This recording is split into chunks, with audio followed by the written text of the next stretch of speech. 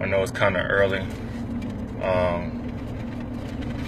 But I woke up to some disheartening news.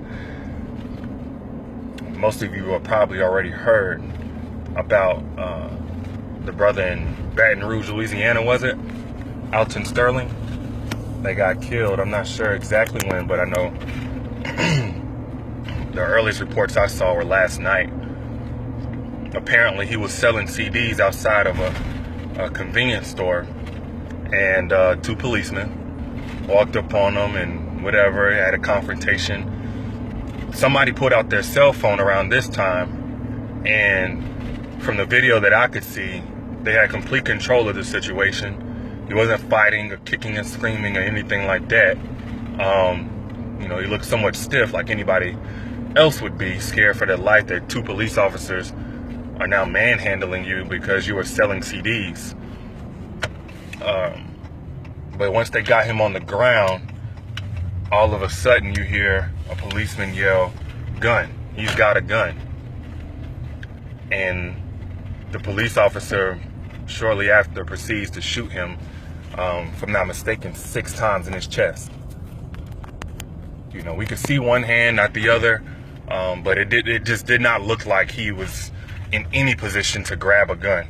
As a matter of fact, the store owner reportedly said that he saw the whole thing, and he never saw Alton reach for a gun either. He also told the New York Daily News, according to Sean King's Twitter, that he gave Alton Sterling permission to be outside selling CDs. So Alton wasn't like violating or scaring. I imagine if you have a good enough relationship to sell CDs outside of an owner's store, you must be good people. You must have a pretty good reputation or whatever, because they don't let monsters and menaces to society do things like that.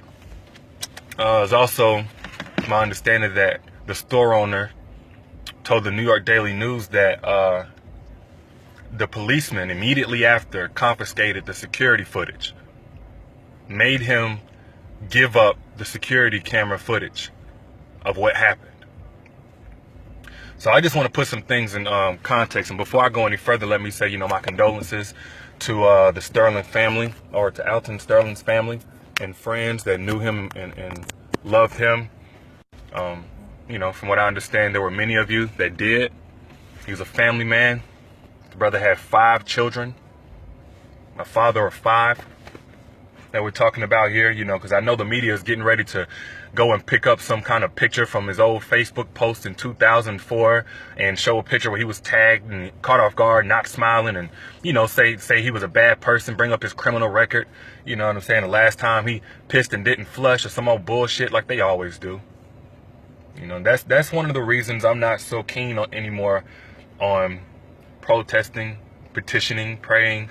Not that I don't believe in any of those things or I'm mad at anybody that does that. As a matter of fact, I think there's some good that comes of it whenever you show solidarity with the people who are mourning his loss. But there's no more getting people's attention. Like, being naive is off the table. They know. They, as in everybody. Lawmakers know. People in people in decision-making positions at the police stations, they know. People know. This isn't news to them that black people are getting killed by police officers. And what separates this, when we talk about police brutality and all that, is not that people get killed, because in every community, people get killed. Hispanics, Asians, whites, blacks, we all kill within our community. So it's not about black on black crime ain't so bad. Why, none of that.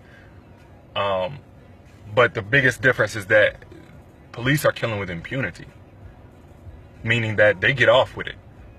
And it seems to be enabling them to do it more often. That and the fact that, our tax dollars actually arms them and sends them out to the community to kill us.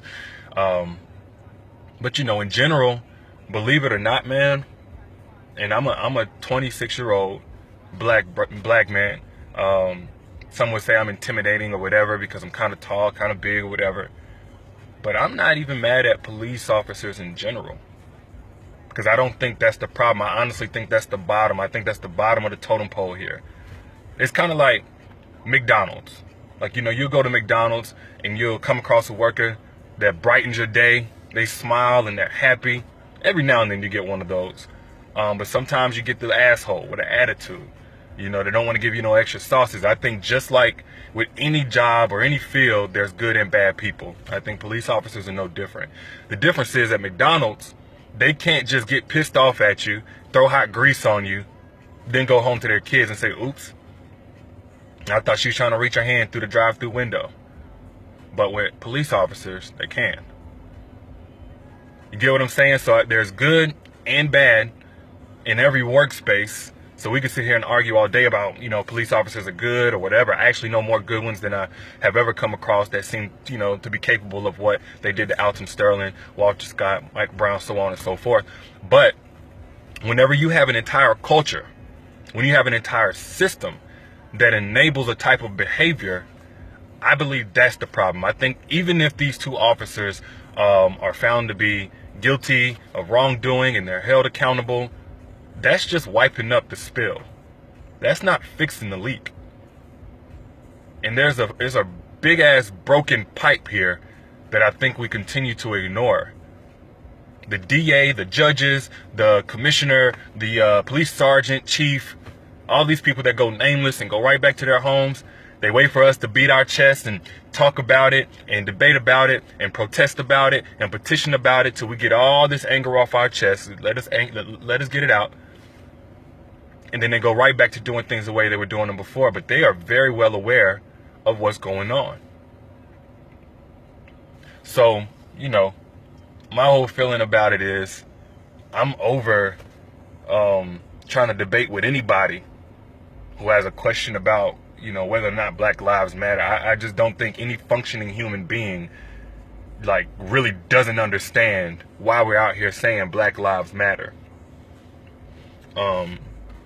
And I'm not about to walk around in fear of what could happen to me next. I do understand I'm right aligned with who they're doing this shit to.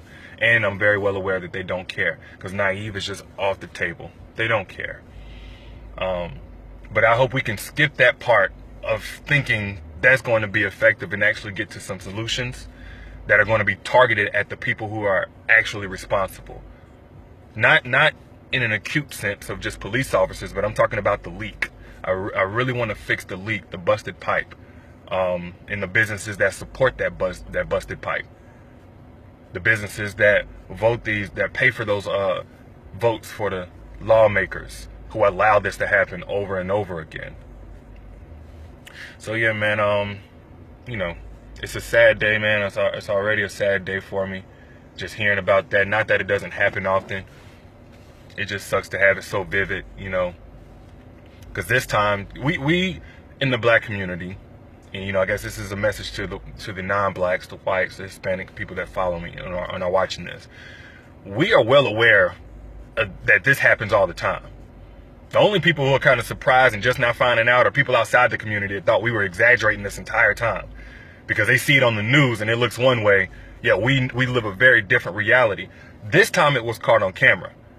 But just like, you know what, if you came home and you caught and you set up cameras, right? You came home, you set up cameras, and then you saw your man in bed with a woman, would you think that time was the very first time anything has ever happened in your home while you wasn't there?